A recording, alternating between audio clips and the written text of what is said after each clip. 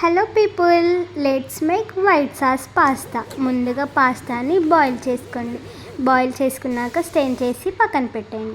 తర్వాత కడాయి తీసుకొని దాంట్లో బటర్ ఇంకా కొంచెం ఆయిల్ వేసుకోండి.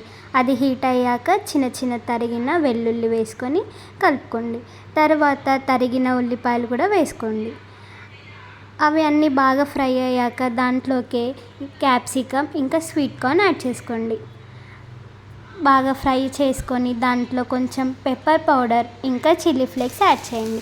చిల్లీ ఫ్లేక్స్ కోసం మీరు గ్రైండర్లో ఎండుమిర్చి ఇంకా ఆయిల్ వేసుకొని గ్రైండర్ పట్టుకుంటే సరిపోతుంది.